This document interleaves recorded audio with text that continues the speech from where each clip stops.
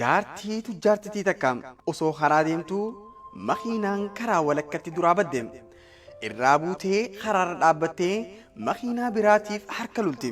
Makiinaan hundi fiiguu malee isiif dhaabbachuu didde.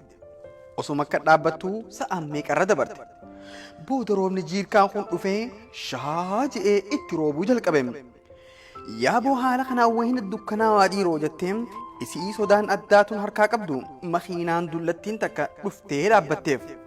Ha makiinaa tana oofaa jirus kadaalachaawe kana hiyyeessa namaati jechuu. Shufeertichaa fi makiinaas akkanuma laalteeti ni yaabbadhaa dhiiroo wayina saamaa jettee shakkite. Maaliif jennaan namni isii ilaalee hundi akka isiin tujjaara taate laalee argama. Amma tana yaaduufis yeroon qabdu daftee irraa yaabbatte. Amma gaa wajji karaa seenan shufeerticha hiyyummaan zulli irraa kaaftee fakkaatu kana achi ilaaltee obboleessoo maqaan keenya ati maal dalayda silaa jettee gaafatte. Maqaan kiyyaa saadamii dalagaan tiyyaa shufeera taaksiiti je'een. Shufeertichinis amala gaarii qabaachuu wajjin hoggu takkallee garagalee isii ilaaluuf isii mil'achuu dhabuu isaa hoggaa agartu. Zanni hoggaa duraa itti badde san sheenooytee gammachuun deemsa wajjitti fufte. Qalbii isii keessatti mucaan kun numa gaarii maallaqallee waanuma inni na gaafatan kannaaf ifiin jechaa osoo deemtuu bakka itti buutu geesse. Hayyee shufeera asittiin sirraa bu'aanaa dhaabe jetteen. Shufeertichinis qaab godhee hogguma san dhaabeef. Meeqaan see kafala jettee gaafannaan lakkii humanaan kafalin je'ee deebiseef. Hay akkamitti kunoo na gargaartee as nafitti deemii jetteen isiinis. Shufeertichinis seeqeetiin akkana je'ee deebiseef. Kafaltii tiyyaa nama agartee hundaaf tola ooli je'een. Nama haajamaa ta'uu isaa osoo laaltee agartuu dhaabbii akkanaa qabaatee deebisaa akkanaa deebisuu isaatiif hedduu ajaa'ibsiifatte. Hayyee gaa eega jetteefuu galatoom jetteenii buutee deemte.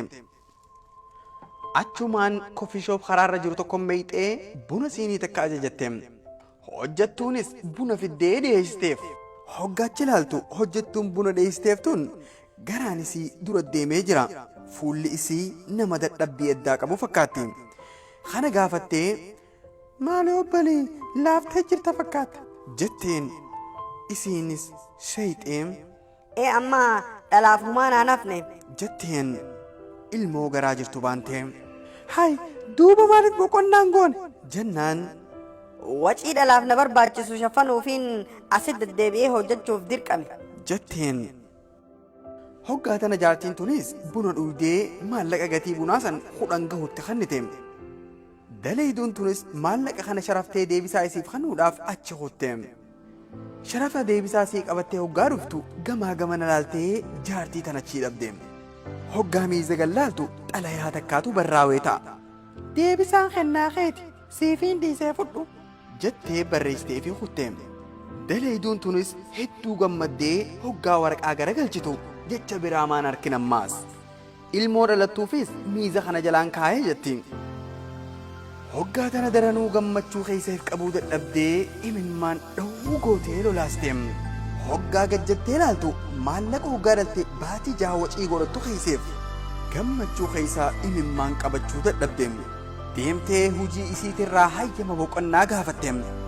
Hanga mana galtee jaarsa isiin hadhalti jaartii isaa hedduu yaaddeessaa jirtuuf oduu gammachuu tana himtuuf abachuu dadhabde.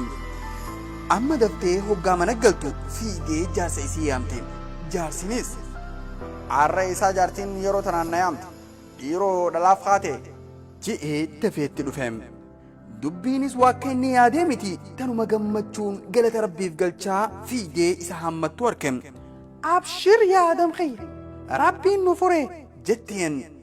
Adam kun shufeera jaartiitu jaartittii san bakka isiin barbaaddu geessee osoo humaarraan fudhatin didee nama biraa gargaarii je'een sani. Namni toltuu dalagu yeroo hunda toltuunis gama isaa deebite. Akkuma rabbiin je'e هل جزاء الإحسان إلا الإحسان قالني وان غاري مليجرا يا أيها الذين آمنوا اركعوا واسجدوا واعبدوا ربكم